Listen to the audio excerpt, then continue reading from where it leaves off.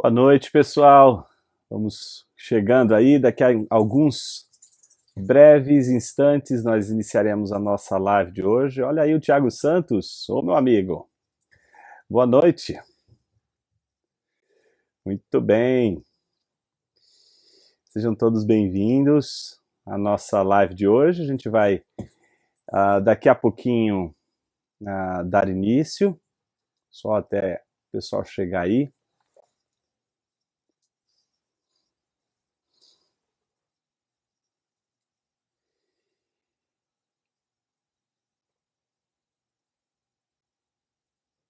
Muito bem. Deixa eu dar algumas palavrinhas importantes. A gente está aí com nossa série de lições sobre psicologia e cosmovisão. A gente começou com a nossa primeira lição, que é uma lição dedicada ao conceito de cosmovisão. A próxima lição será uma discussão sobre o estatuto de cientificidade da própria psicologia. Essa é a segunda lição, que a gente vai tratar na semana que vem. Hoje a gente vai fazer aí uma espécie de interação com todas as pessoas que colocaram ali, que acompanharam a nossa lição e manifestaram ali as suas perguntas, as suas questões em nossa sessão de comentários ali no YouTube.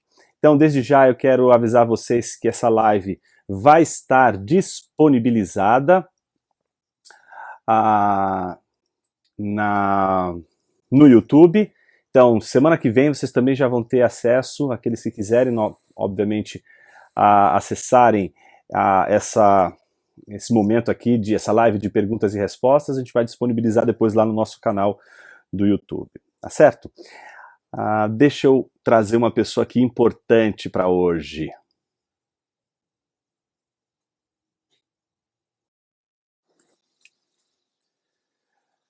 Muito bem, gente. A gente vai então começar agora digamos assim, nosso momento de perguntas e respostas aqui referentes à nossa lição. E hoje eu tenho aqui a alegria de ter aqui para me ajudar nessa, digamos assim, live de perguntas e respostas sobre a lição sobre cosmovisão, Rodrigo Galente. Rodrigo Galente é um amigo nosso. Ele tem formação aí em teologia, está estudando agora filosofia também ali no Mosteiro de São Bento, né? É um filosofento. Seja bem-vindo, Galente. Boa noite. Obrigado, Jonas. Boa noite. Obrigado pelo convite aí. Tá me ouvindo bem? Estou ouvindo bem, muito bem. Boa. Gostei dessa sua performance aí mais jovial. Você está mais jovem, Galente. Eu sou um cara jovem, né, Jonas? Sou um cara estiloso. A filosofia está te fazendo bem, viu? Tô brincando, verdade. Não faça isso, é a Raquel que está te fazendo bem. Não, um dia eu chego no seu nível. Então, Galente, pessoal, ele vai me ajudar aí com as perguntas. Ele recolheu as perguntas ali da nossa sessão de perguntas no YouTube. E então eu vou passar para ele esse momento, que ele vai nos coordenar aí, nos dirigir aí com essas perguntas e a gente vai atendendo aí as perguntas que foram feitas. Eu acredito também que o Galente vai anotar as perguntas que surgirem durante a live e na oportunidade que a gente tiver, a gente vai, obviamente, interagir com todos vocês. Então, Galente, a palavra está com você. Boa. Jonas, a gente teve bastante interação, mais de 30 perguntas, muitas perguntas boas, então foi difícil selecionar algumas, mas vamos tentar pegar algumas que vão ajudar na continuidade do curso, né?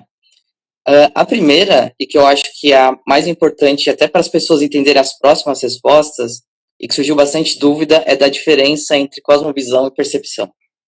Então, acho que você poderia começar comentando para a gente a diferença, né? Dar uma definição de cosmovisão e de percepção de mundo, qual a diferença entre as duas.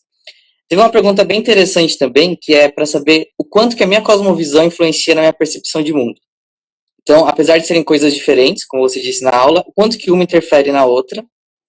E ainda partindo para as definições, a diferença de uma ideologia para uma cosmovisão.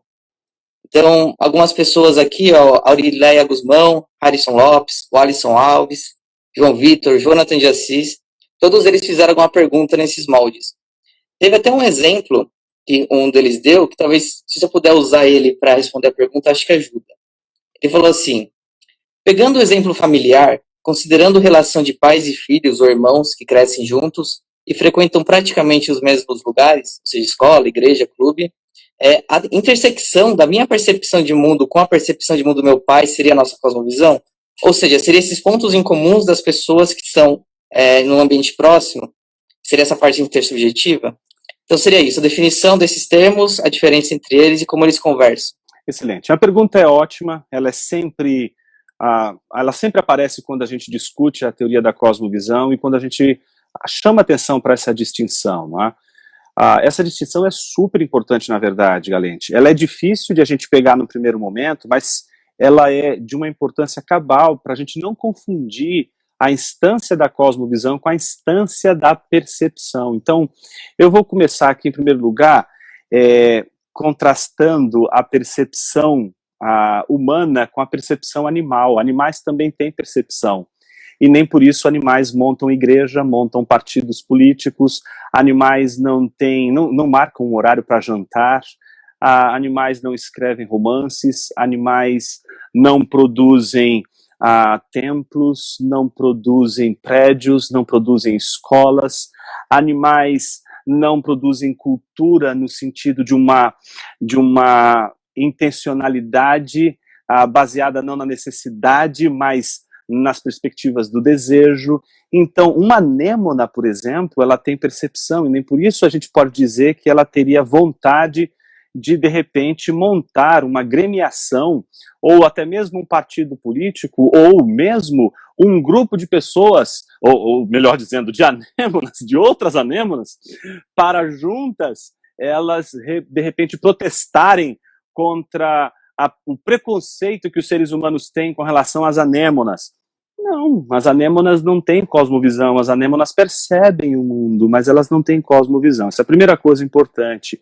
A percepção de mundo, ela tem a ver com essa capacidade que a gente tem de, usando os nossos sentidos internos e externos, apreender esse mundo que se apresenta diante de nós a partir desses dados que a gente recebe da realidade. Então, quando eu fiz a distinção entre percepção e cosmovisão, em primeiro lugar, eu quis mostrar que nós temos percepções, e essas percepções que nós temos, que são semelhantes às percepções dos animais, né, e que, nesse sentido, a gente percebe o mundo como um animal percebe, mas a diferença é que a gente, além de perceber o mundo, a gente percebe e analisa as nossas próprias percepções, a gente tem a capacidade de ter consciência delas, o que os animais não têm. Então, a primeira coisa importante é essa. A segunda coisa importante é a de que a percepção, ela é da ordem subjetiva. Então, eu acho que aqui é que morou, digamos assim, o grande problema. E é sempre aí que habita o grande problema, porque as pessoas, em geral, quando pensam a percepção, elas confundem a percepção com perspectiva de mundo, com a maneira de você enxergar o mundo. E isso já é de uma outra natureza. Comecemos pela definição de percepção como algo subjetivo. O que significa dizer que é subjetivo? Significa que é intrínseco ao sujeito e que nenhum outro seria capaz de vivenciar esta percepção que só o sujeito tem. Então, prestem atenção, que eu acho que isso é o mais importante. Uma percepção é aquilo que só você, só o sujeito tem do mundo e da realidade que nos cerca. Então, eu percebo o mundo de uma maneira muito diferente de qualquer outra pessoa que percebe o mundo, porque, em primeiro lugar, eu vivencio em minha própria consciência essa percepção de uma maneira em que, por exemplo, minha esposa, por mais que conviva comigo, por mais que tenha a mesma visão de mundo que eu tenha, ela jamais vai conseguir enxergar o mundo do mesmo ponto de vista que eu enxergo. Então, por isso que a percepção, ela tem a ver com essa natureza introspectiva do indivíduo. Ninguém pode conhecer a percepção do outro. Eu não posso entrar digamos assim, na mente de uma pessoa para saber como que ela percebeu o mundo. Eu não posso fazer isso. Imagine duas pessoas conversando sobre a percepção que elas têm do mundo. Se a pessoa X diz para a pessoa Y a percepção que ela tem do mundo, a pessoa Y, quando ela vai ouvir a descrição que a pessoa X está fazendo da sua própria percepção, ela não vai ter a mesma percepção de X, ela vai formar uma imagem da percepção de X, mas isso não significa que ela foi lá, no mesmo lugar, e percebeu, porque não tem como, e mais do que isso. Você já parou para imaginar como a gente está tendo várias percepções agora, uma atrás da outra? Uma percepção não é uma coisa que acontece e fica acontecendo ao longo. Eu faço assim com os meus olhos, começo a piscar, eu já tive trilhões de percepções. Então as pessoas precisam, em primeiro lugar, distinguir percepção de cosmovisão. A percepção é a maneira como as pessoas apreendem o universo à sua volta a partir dos sensores que ela possui. A cosmovisão é de uma outra natureza. A cosmovisão, ela não está sequer presente única e exclusivamente no sujeito, por isso que ela é intersubjetiva, porque ela está fora da gente, ela está no ordenamento da nossa casa, no ordenamento do mundo à nossa volta.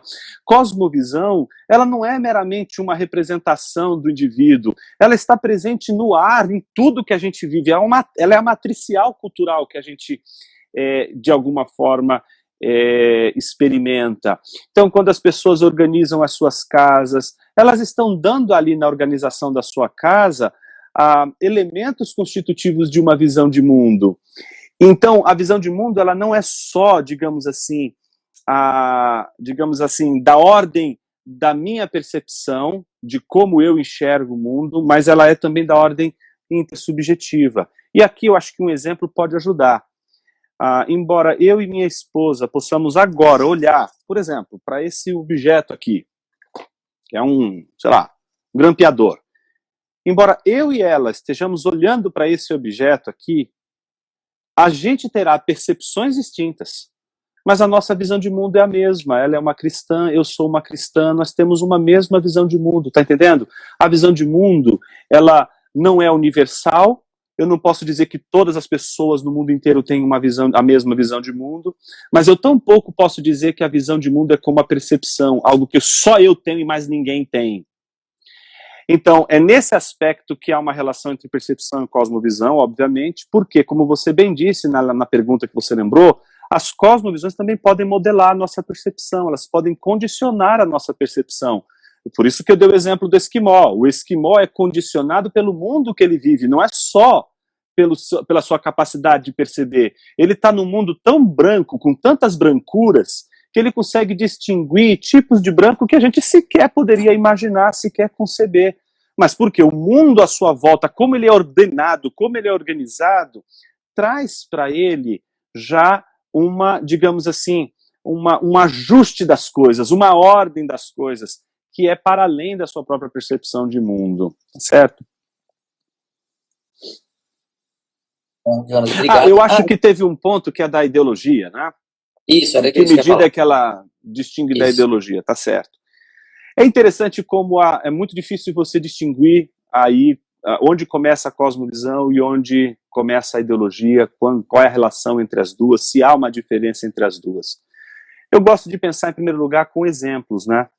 Você pode ter um sujeito que tem uma cosmovisão cristã, por exemplo, mas ele pode ter uma ideologia socialista, ele pode ter uma ideologia, digamos assim, liberal, ele pode ter ideologias, em geral a gente acaba caracterizando elas como políticas, né, como uma relação mais política, e essas ideologias acabam fazendo parte também, e elas são influenciadas pelas visões de mundo das quais essas pessoas que possuem ou que são também controladas por ideologias como a cosmovisão também ordenam a nossa mente, elas acabam também tendo essa experiência, né? Karl Mannheim, por exemplo, Paul Ricoeur, os dois trabalham bastante a questão da ideologia e da utopia, e eles trabalham de uma maneira muito interessante para mostrar como as ideologias elas também são determinadas pela visão de mundo.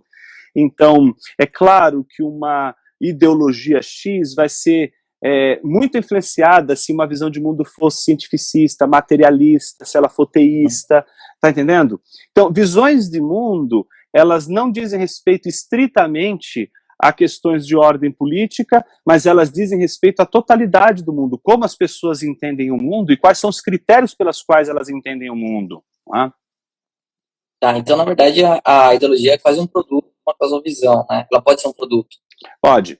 Na verdade, a ideologia ela pode tanto ser constituída no ambiente de uma cosmovisão, como ela pode migrar de experiências cosmovisionais, né, de mundo, né, de visões de mundo, né.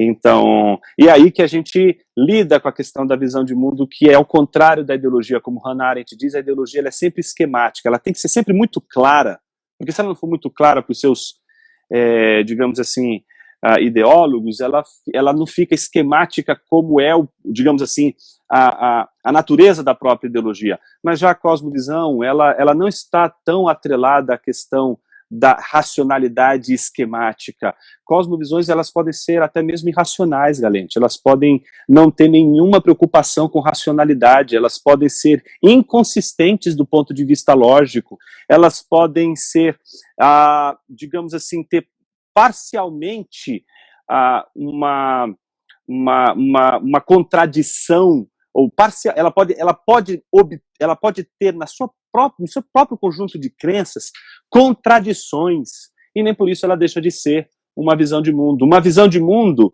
tanto, digamos assim, consistente como inconsistente, racional como irracional, elas são cosmovisões. A cosmovisão não se determina pela sua racionalidade.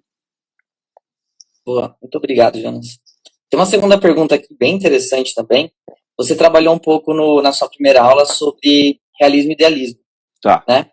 A Eva Nascimento, ela perguntou qual dos dois, né, realismo e idealismo, é a melhor forma de compreender a realidade. Talvez seja melhor fazer qual dos dois faça mais sentido, né? Porque a realidade vai depender de qual dessas duas visões epistemológicas, né? Então, qual dos dois você acha que faz mais sentido? Se é que tem algum que faz mais sentido. Quais são os argumentos básicos de cada um deles? E tanto ela quanto o Lucas perguntaram qual deles faz mais, tem uma ligação maior com uma cosmovisão cristã. Ou seja, para um cristão, faz mais sentido ser realista ou idealista? E por fim, deixa eu só, tem um ponto que eu achei bem interessante, que a Arilela perguntou assim, se a percepção é subjetiva, né, e a cosmovisão intersubjetiva, que nem você acabou de explicar, como a gente pode explicar uma visão realista de mundo? Ou seja, se por enquanto está só no sujeito, né, tanto uma cosmovisão entre sujeitos, como uma percepção só do sujeito individual. Como você consegue sair disso e ir para um mundo realista, chegar nessa verdade que vai além dos sujeitos? Muito boa. Eu acho que a noção de idealismo e realismo ela é importante, porque a gente poderia, de uma maneira bastante simplista, mas talvez aqui didática, resumir a história do pensamento ocidental. Né? A gente tem aí, pelo menos na Antiguidade, na Idade Média, marcadas justamente pelo trabalho e esforço da metafísica, não é? A constituição de um princípio de razão suficiente, que é aquele princípio que dá sentido às coisas, no próprio mundo. Então a tarefa, Galente, do sujeito é buscar no mundo o sentido das coisas. A gente vê isso em Platão, Aristóteles, vê isso em Tomás de Aquino, vê isso em Agostinho e Tomás de Aquino. Para dar um exemplo, quando eu não me lembro agora qual é o canto dos Lusíadas, mas num determinado momento ali dos Lusíadas, né, se diz ali, o protagonista diz, né, exatamente assim, né, mas que enigma do mundo é este que se põe diante de nós? E é o trecho que vai falar do mundo como uma máquina, né, a máquina do mundo. Então, o interesse nesse momento do canto dos Lusíadas do protagonista é, diante da máquina do mundo, se maravilhar e tentar descobrir o que está dentro desse globo que se apresenta diante dele com uma possibilidade incrível de ser conhecido.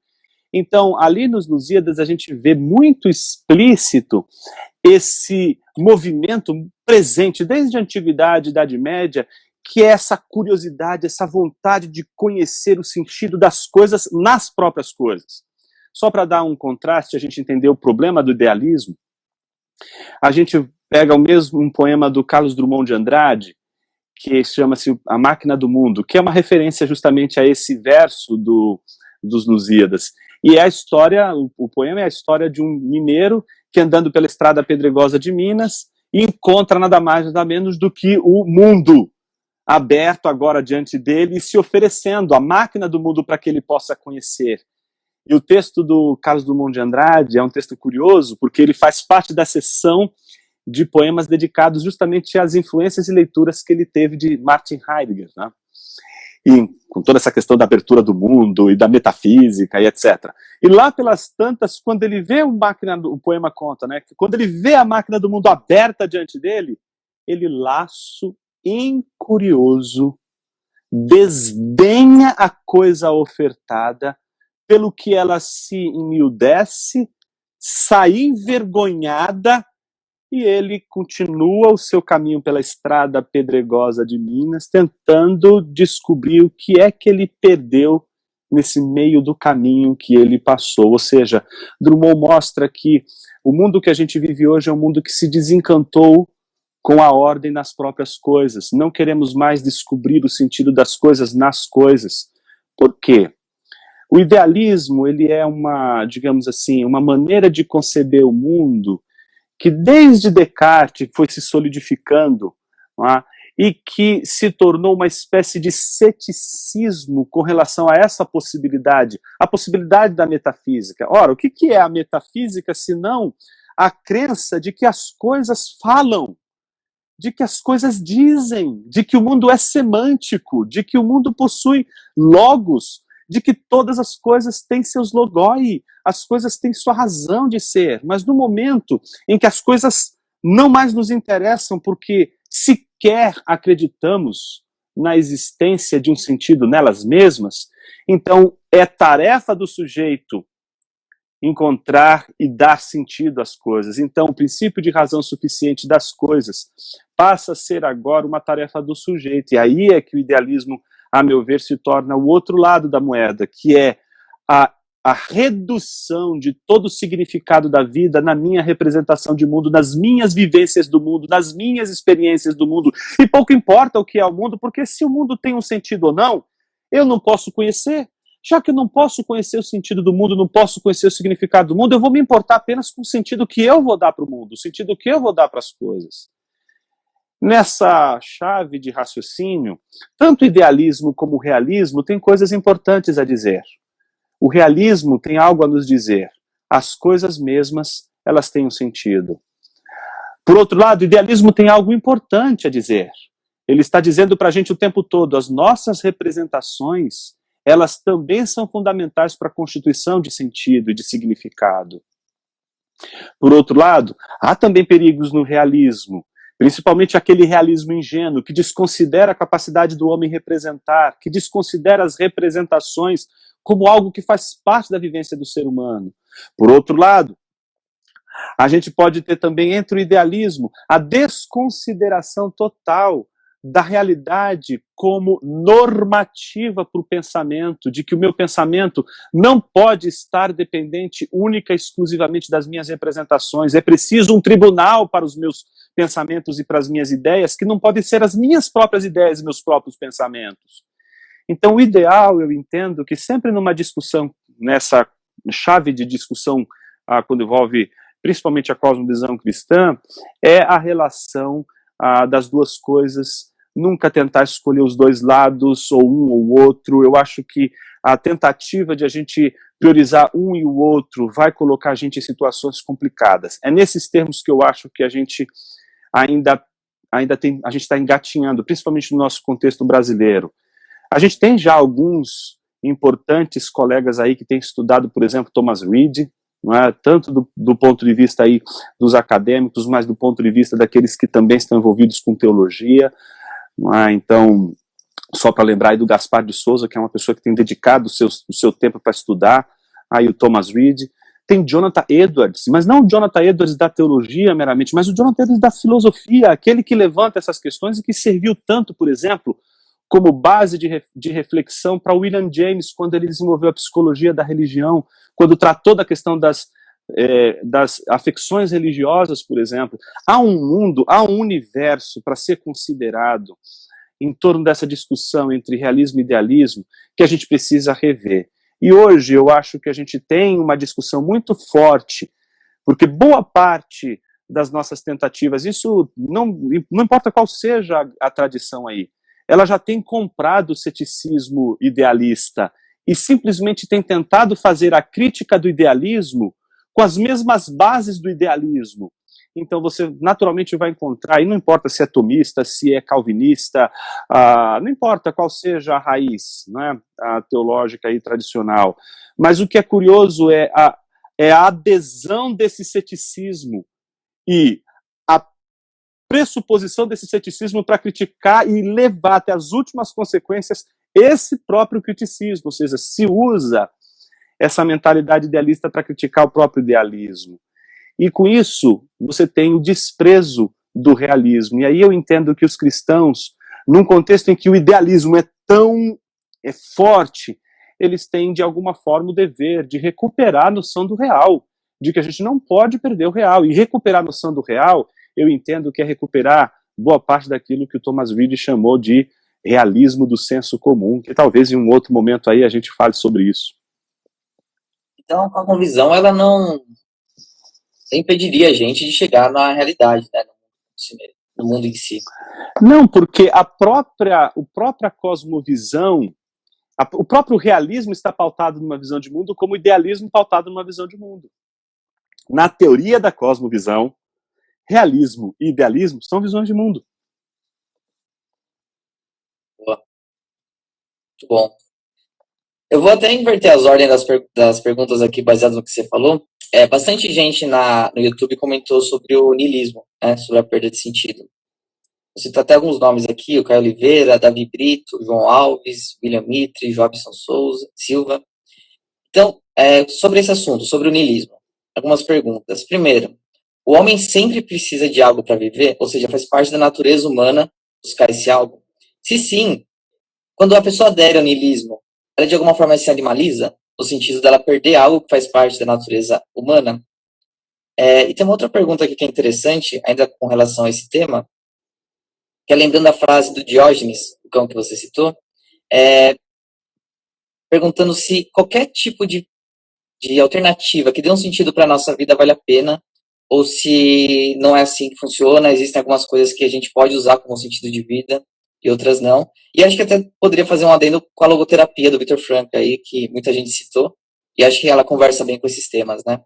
Sim, o Viktor Frankl era um grande estudioso da teoria da cosmovisão, ele tem um artigo sobre cosmovisão, ele deixa bem claro a sua perspectiva de cosmovisão quando ele vai trabalhar a relação entre psicoterapia e logoterapia, numa obra mesmo que ele publicou. Então você vai encontrar ali a teoria da cosmovisão pressuposta no Viktor Frankl. E, sem sombra de dúvida, a logoterapia, ela parte desse pressuposto do sentido. Mas há algumas dificuldades em torno dessa situação, e uma das dificuldades que eu levanto aqui, que é importante a gente considerar, é o fato de que boa parte da necessidade que a gente encontre sentido nas coisas deva ser uma discussão sobre cosmovisão, porque boa parte dessa discussão ela é pautada, às vezes, numa experiência de cinismo, que é do Diógenes o cão. Diógenes o cão, ele não está dizendo que ele acredita que o mundo tem sentido, ele está dizendo nada faz sentido. Mas o que ele constatou? Que sem o sentido ele não consegue viver. Então, qual é o próximo passo dele? Já que eu não consigo viver, cara, deixa eu fazer de alguma coisa um sentido para a vida. Então, é quase que aquilo que o Gianni Vattimo diz de eu acho que eu acredito que acredito. Veja, eu acho que acredito. Essa noção do cinismo que marca essa insegurança com relação ao sentido das coisas e que faz a gente se apegar ao sentido último das coisas quando tudo perde sentido, ela pode ser uma das, digamos assim, tábuas de salvação para as situações as mais adversas da vida. A gente trabalhou a noção do Ortega y Gasset, de que o nosso eu e a nossa circunstância constituem um emaranhado difícil de a gente de separar. Então, as nossas circunstâncias, elas formam quem nós somos, E toda a nossa tentativa de compreender as nossas circunstâncias, as coisas que nos acontecem, sejam as coisas boas, sejam as coisas ruins, elas vêm acompanhadas de uma necessidade de encontrar apaziguamento quando a falta de sentido provoca instabilidade, provoca o pavor, provoca angústia. E a gente vai falar isso em algum momento das nossas lições. Há uma relação profunda entre angústia e desespero que a gente nunca pode perder de vista. A angústia ela está presente em todo o trabalho, em todo o labor humano, mas o desespero ele surge quando o indivíduo já perde o sentido, ele não consegue encontrar um sentido. E é nesse aspecto que a logoterapia ela apresenta uma solução, principalmente para aqueles que, de alguma forma, na perda do sentido, precisam recuperar a vida. Entretanto, existem problemas que podem, obviamente, ser considerados à luz da discussão em torno da cosmovisão, quando essa busca de um sentido, ela se torna, na verdade, uma afirmação do próprio ceticismo do sentido. Eu vou explicar isso de uma maneira melhor. É porque eu não acredito que haja sentido, mas eu acredito que eu não vivo sem sentido, que eu vou procurar um sentido. Então, eu entendo que há algo na logoterapia que precisa ser ainda trabalhado do ponto de vista da cosmovisão, que é esse ceticismo que pode manter a logoterapia ainda presa a essa necessidade tão premente da representação que o sujeito faz da realidade. E tirar dele essa necessidade de acreditar, em primeiro lugar, que as coisas têm um sentido, de que não somos nós os responsáveis por colocar, imprimir o sentido no mundo. Então, mais uma vez, não é a decepção com relação à falta de sentido nas coisas que deve nos fazer buscar o sentido das coisas. O que Ortega y Gasset propõe para a gente é porque as coisas têm sentido que a gente deve buscar o sentido das coisas. Então, qual é a diferença de ser alimentado pelo ceticismo e de ser alimentado pela crença de que há um sentido nas coisas? Faz sentido, Valente? Faz sentido. Eu estou pensando aqui na filosofia essencialista até, né? Mas é interessante porque a gente consegue até pensar no movimento histórico, né? Desde o idealismo que você trouxe até essa questão da falta de sentido e tudo mais. Bastante gente perguntou aqui sobre, agora na live, sobre a cosmovisão cristã, o sentido da vida ser até a referência, né? O Franco trabalha um pouco isso também, embora ele seja um pouco nebuloso na questão Deus ali, né? Parece que é um Deus meio coringa ali, né? Uhum. Mas sobre a cosmovisão cristã, o sentido seria exatamente essa até a referência, né?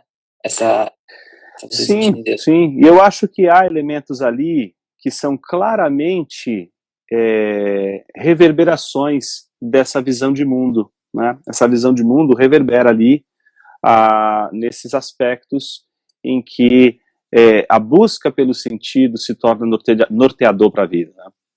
Então, certamente. Boa. Jonas, tem mais uma pergunta aqui que eu acho que ela dialoga com tudo isso que a gente está lidando. Pensando numa questão mais existencial da cosmovisão, e até prática, ética, talvez, né? É uma pergunta da Ruby e do Nielson. Eu vou tentar juntar um pouco as duas perguntas. Começa assim: se as circunstâncias decidem nossas ações, enquanto nós não as questionamos, ou seja, se eu sou eu e as minhas circunstâncias, elas moldam a minha vida e as minhas práticas também, né? As minhas ações. Até que ponto a gente consegue mudar isso quando a gente percebe quais são as nossas circunstâncias? E levando um pouco isso em conta, quando a gente percebe e tenta mudar, digamos assim, de cosmovisão, por qualquer motivo, seja uma conversão, seja um choque de realidade, né? Como, se não me engano, o Jaspers trabalha um pouco. O nosso eu é perdido, ou seja, a nossa identidade está vinculada à nossa cosmovisão de uma forma que quando eu mudo de cosmovisão, o meu eu muda também? Ou são coisas diferentes? Não, imagine que o nosso eu, a nossa consciência, ela é histórica nesses termos. Ela é determinada pelas experiências das circunstâncias e não tem como a gente separar isso.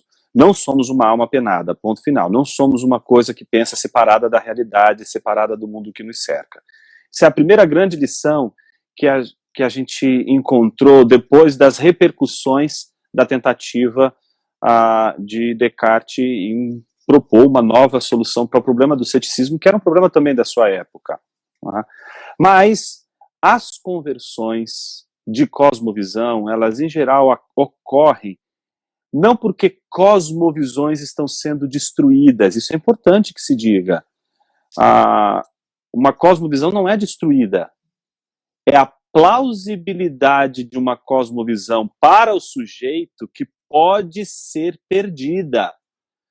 Então, imagine o seguinte, pessoas, imagine, um budista, um ateu, um cristão, um judeu, imagine aí, quando nos deparamos com questões que não temos respostas, e essas questões são de ordem última, não são questões simples, são questões de ordem última. Elas colocam em xeque não uma visão de mundo propriamente dita, elas colocam em xeque a plausibilidade para nós desta cosmovisão.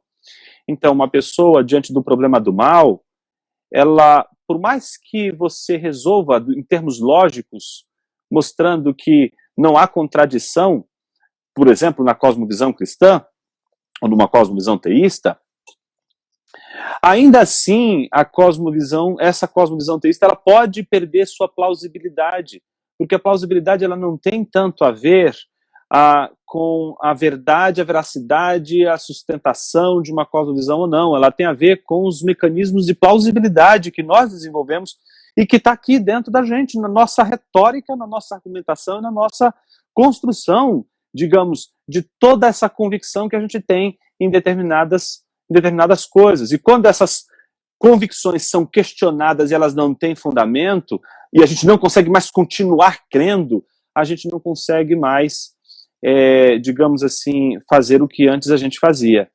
Então, pessoas mudam de cosmovisão porque as circunstâncias colocam em xeque a plausibilidade de suas visões de mundo. E as nossas ações, elas são frutos da nossa cosmovisão, obviamente, né? A nossa praxis, digamos assim.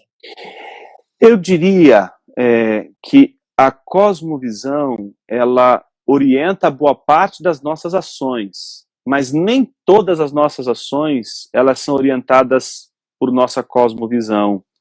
Então, as afeições, os afetos, eles são forças dentro da experiência das vivências humanas que muitas vezes não obedecem à cosmovisão.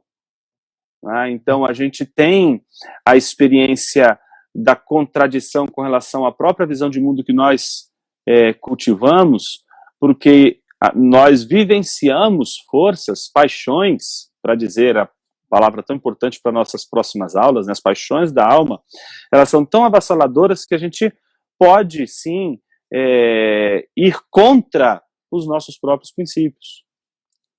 Então, nem sempre as nossas ações correspondem, sim, à nossa cosmovisão. Então, essa coisa muito racional, esse racionalismo da cosmovisão já é uma redução da teoria da cosmovisão.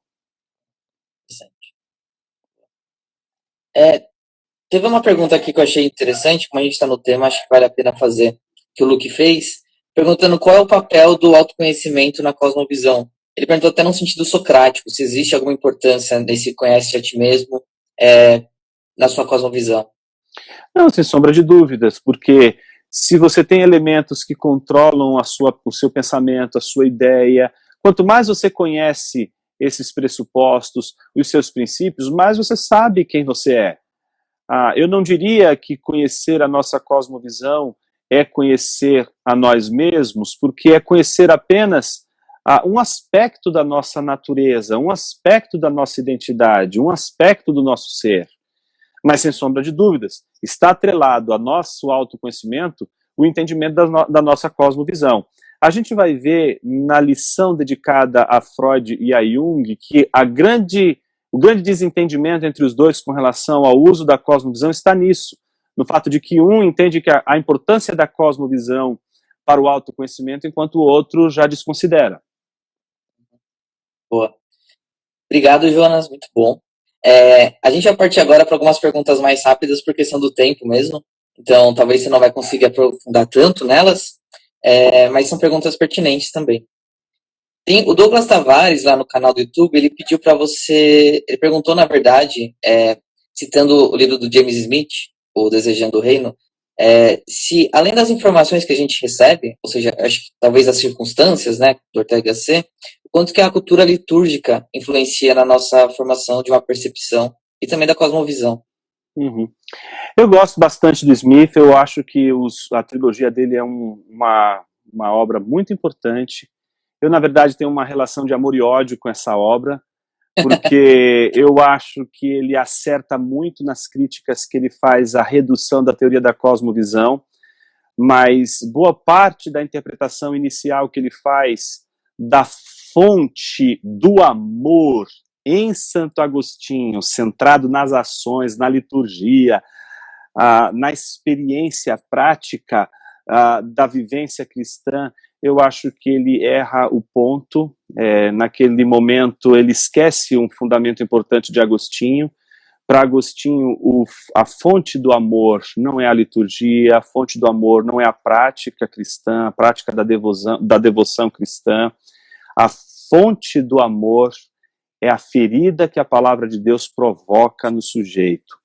E então a liturgia, as práticas, como a teologia e como tudo mais, é apenas o resultado, os efeitos do impacto da palavra de Deus no coração do homem. Quando Agostinho diz, né, feriste-me o coração com a tua palavra, desde então te amei.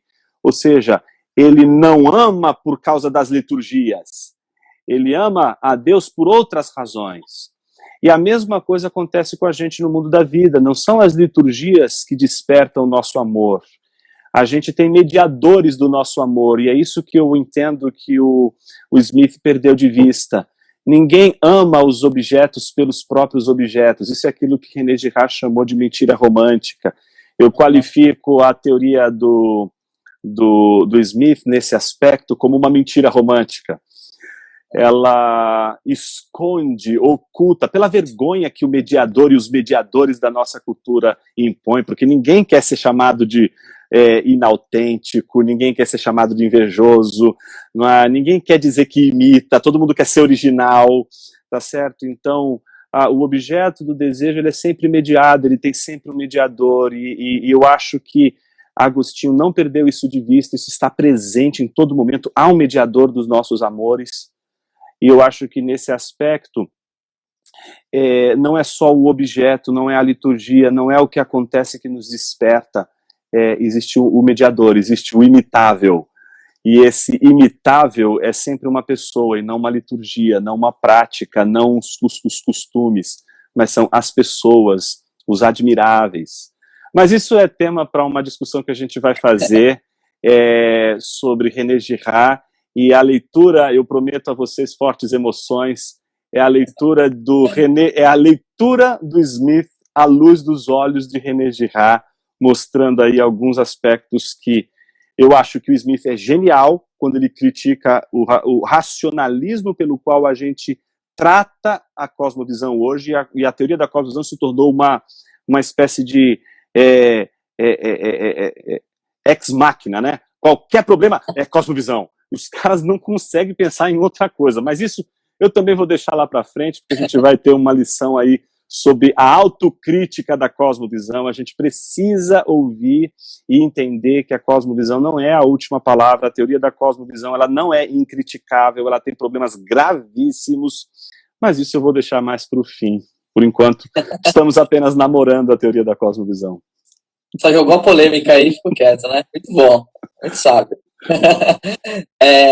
O Ricardo Murtada, ele quer saber se a filosofia cosmonômica do Doiver tem alguma dívida com a conceituação do Dilthey. Sem sombra de dúvida. É só você olhar a New Critique, vai lá no último volume, o 4º volume, e tem lá o index. Procura lá a palavra Dilthey, procura lá a palavra Weltanschauung ou a palavra Worldview, e você vai ver as inúmeras citações que ele faz. Tem, logo no primeiro volume, ele já dá um tratamento. Ele, com certeza, entendia muito bem da teoria da cosmovisão. E, aliás, isso é um dos aspectos que a gente vai mostrar que distingue a leitura que Doiverd, por exemplo, fez da cosmovisão da leitura que, por exemplo, James Orr fez e de outras leituras que foram feitas da cosmovisão e que hoje a gente consegue entender por que a cosmovisão ela é entendida da maneira racionalista que muitas vezes ela é entendida. Não é? Boa. Tem um perfil com o nome Wayfair Brasil. Ele perguntou, Wayfair Brasil. Ele perguntou se você vai comentar sobre a influência da cosmovisão materialista / ateísta / marxista que influenciou Freud no início do desenvolvimento da sua teoria, da teoria de Freud, né? Não sua, espero eu, da teoria de Freud psicanalista. E acho que só um parênteses aqui que eu acho importante, vale lembrar que ele colocou tudo junto, né? Materialista, ateísta e marxista, mas são coisas aí que podem ser independentes, sim, né? sim, O materialista não necessariamente é marxista e etc. Não, a gente vai trabalhar na lição 3, se me falha a memória, que é a lição que a gente vai tratar da teoria da cosmovisão em Freud e Jung.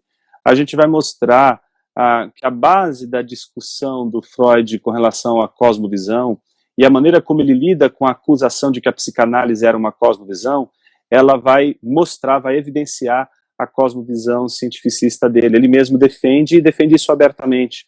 Mas isso a gente vai falar na lição 3, aguarde aí as cenas dos próximos capítulos, isso vai ser tratado de maneira pormenorizada. Boa. O Luciano Soares, ele perguntou sobre a obra dos Sapiens, né? Uma breve história da humanidade, porque parece que nela o autor apresenta o conceito de ordens imagináveis.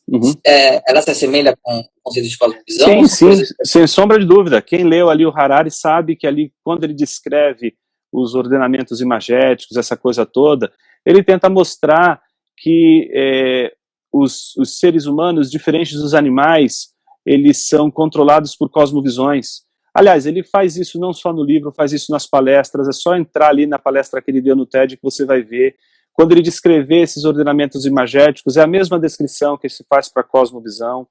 Aliás, a cosmovisão ela é tratada de diversas maneiras, né? Às vezes, alguns teóricos estão chamando de cosmovisão, e a descrição que está sendo feita cabe para a cosmovisão, mas, no entanto, está usando a palavra ideologia, outros estão usando estruturas de plausibilidade, outros estão usando representação de mundo, outros estão usando termos os mais diversos, como, por exemplo, o ordenamento imagético, para poder explicar esse aspecto que nos difere dos animais por não apenas percebermos o mundo, mas termos aí uma espécie de visão de mundo que ordena, inclusive, determina, inclusive, a nossa percepção. Boa. Jonas, tem uma pergunta aqui que eu achei muito boa, do Gustavo. Ele perguntou assim, se a defesa de uma cosmovisão cai sempre em um argumento circular. Por quê? Porque você vai ter uma visão de mundo com um plano de fundo, e todos os seus pressupostos vão partir desse plano de fundo, e você comprovar ela. Então, toda a defesa de uma cosmovisão vai ser um argumento circular, ou seja, a defesa dela se baseia na visão própria que você já tem de mundo? Sim, essa é a crítica, inclusive, que Russell vai fazer ao Dilthey, né, com relação à circularidade do conceito de cosmovisão. Mas todo argumento de ordem última, todo argumento que visa falar do sentido último das coisas, vai ser sempre circular. Por exemplo, se eu pergunto para um cristão, né, e um cristão aí da tradição reformada, ou protestante, né, sobre qual fundamento você coloca o seu critério máximo para decidir o sentido das coisas, a palavra de Deus. Bom, mas o que fundamenta isso? Ele vai dizer a própria palavra de Deus. Porque se ele encontrar qualquer outra coisa que não seja a palavra de Deus para determinar o sentido último de todas as coisas, ele então não tem a palavra como sentido e fundamento último. A mesma coisa, se você perguntar para alguém, a razão é o fundamento último. Bom, mas o que fundamenta isso? Se for qualquer outra coisa que não seja a razão, não será mais o fundamento último. E assim segue por diante. Todas as vezes que nós estivermos diante de argumentos de ordem última, inevitavelmente a circularidade é inevitável. É a circularidade que está presente naquela brincadeirinha que a gente fez, nada maliciosa, né? Ali na lição 1, quando a gente disse que a gente está no mundo querendo falar do mundo de forma distanciada. Como assim? A gente está no mundo, como a gente vai falar distanciado do mundo? Então a gente não consegue se distanciar o suficiente do mundo para falar dessa forma que a gente pressupõe ser possível falar do mundo. Então a gente fala do mundo de dentro do mundo. A gente fala da cosmovisão de dentro da cosmovisão. Porque, na verdade, Galente, as cosmovisões, elas não operam fora da nossa mente. É como o James Sire diz, habitamos nossas visões de mundo. Elas são a casa da nossa alma. Bom, para se pensar aí, hein? tem um monte de gente mesmo pedindo indicação de livro. Tá. Então, se puder indicar alguns livros sobre cosmovisão aí. Eu deixei 2 aqui, que são os que eu considero mais importantes. O mais importante de todos, se você quer estudar cosmovisão a sério, quer entender de cosmovisão, quer perceber a cosmovisão como uma teoria que extrapola todo o uso que a gente faz, apologético, por exemplo. Eu queria indicar este livro aqui do David Nagel. É um livro importantíssimo, a história do conceito de cosmovisão, foi publicado pela Monergismo. É a melhor, digamos assim, apresentação do conceito de cosmovisão que a gente tem em português. Não tem jeito. Se quer estudar sério cosmovisão, se quer sair do lugar comum, se quer deixar de falar, usar a cosmovisão como uma espécie de conceito, sei lá, usado sem nenhum rigor científico, se você quer abandonar isso, começa a ler o livro do David Nagel. Jonas, mas eu achei ele um pouquinho difícil no início. Tenha paciência, as coisas mais valiosas desse mundo você só vai conseguir com sangue, suor e lágrimas, dizia Churchill. Então, se você quer vencer a guerra, mas você não quer sangrar, não quer chorar e não quer transpirar, então você não vai vencer a guerra. Então, esta guerra só é vencida nesses termos. Tem que transpirar.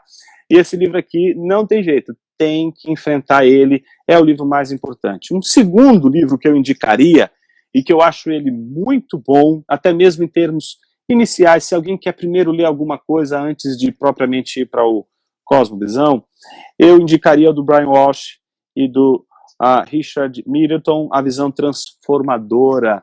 Esse livro aqui, ele tem uma avaliação muito interessante sobre o conceito de cosmovisão, e tem ali elementos que são fundamentais para você ter um entendimento da cosmovisão que não seja um entendimento raso e que também pressupõe os problemas da cosmovisão. A gente não pode sair abraçando a teoria da cosmovisão de forma crítica. A gente não pode olhar para a teoria da cosmovisão e dizer assim, ela é a tábua de salvação do mundo. Não, não é, gente, não é, para com isso.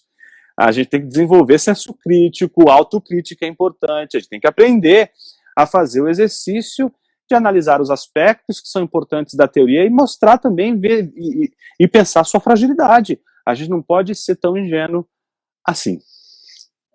Boa. Perguntaram se vale a pena ler o Dilthey também, o próprio Dilthey. Eu deixaria o Dilthey para um segundo momento, porque o Dilthey, como um filósofo, não escreveu a teoria da cosmovisão para nós mortais, escreveu para outros filósofos, ele escreveu para um Russell, por exemplo, ler. Então, quem começa lendo a teoria da cosmovisão do Dilthey, mas não tem treinamento filosófico, vai sofrer bastante. Por isso que no nosso canal a gente vai dar algumas dicas de estudos de filosofia. As pessoas estão perguntando, Jonas, você é psicólogo? Por exemplo, quando você estuda história da filosofia, você estuda filosofia, gente, a psicologia como ciência, ela é novinha, é século XIX. Ela sempre foi uma disciplina da filosofia. Então, psicologia é uma disciplina da filosofia, gente. Filosofia estuda psicologia desde o seu nascedouro, desde a sua origem. Mas eu vou parar por aqui, porque isso é o tema, inclusive, da próxima lição. Eu não posso deixar você aí, digamos assim, a ver navios. Então, na próxima lição, que é a lição 2, dedicada à psicologia como ciência, a gente vai tratar da história da psicologia. Vocês vão ver que a psicologia, durante toda a sua história, ela foi uma disciplina da filosofia como ética, estética, lógica, metafísica, epistemologia, gnosiologia, sempre foi parte da filosofia. Então, todo filósofo é interessado, obviamente, nas questões de psicologia, porque a matéria e a questão da psicologia é uma matéria filosófica. Boa. Perguntar aqui do Bertrand Russell, se você acha uma boa, para começar, deve ser da história de filosofia dele, né? Sim, ele é um importante historiador aí, pelo menos é um filósofo, né, obviamente, lógico, analítico, etc.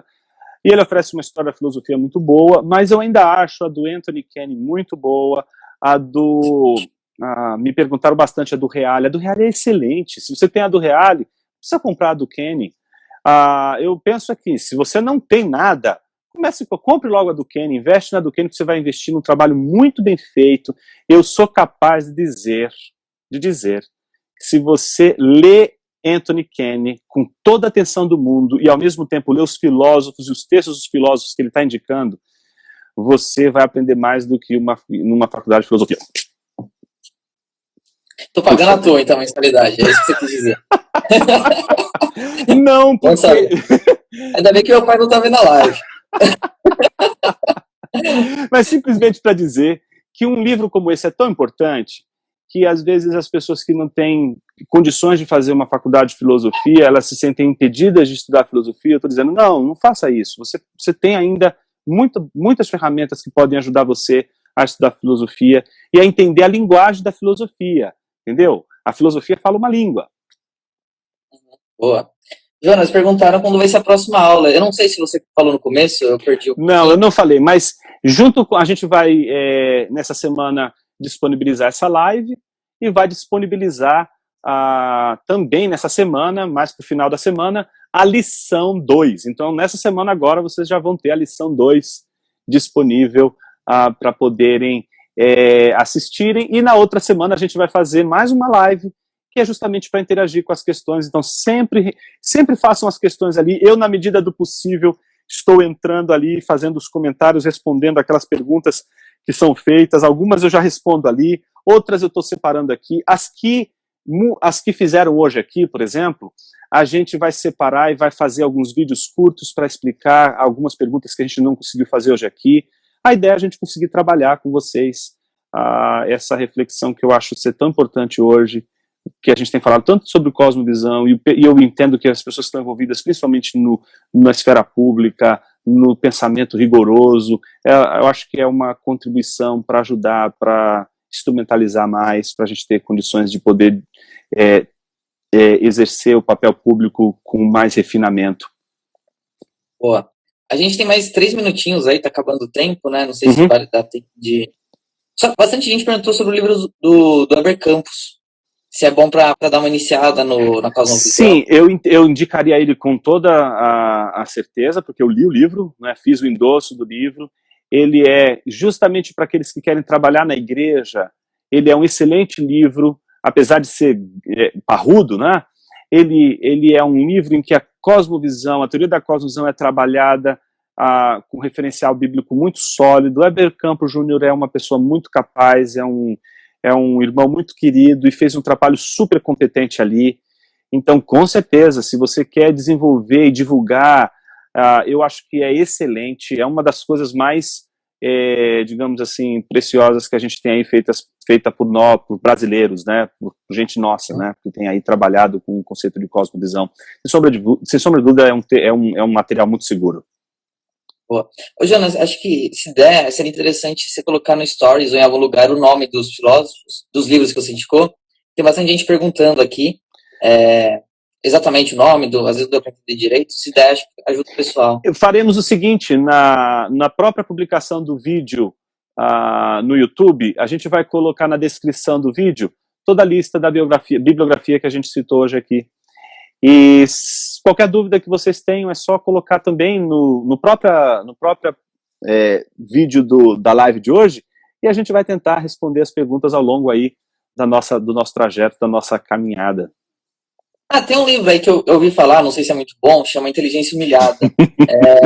Não conheço muito bem o autor nem nada, mas é bom também para iniciar na cosmovisão? Olha, para quem quer analisar a questão da psicologia e da filosofia, o capítulo 4, que é dedicado à gramática antropológica, ali tem um material para psicologia bíblica que eu considero ser um dos pilares do livro e que prepara justamente para o capítulo 5, que a gente fala sobre a traição dos teólogos, que é uma traição justamente com relação à questão da cosmovisão.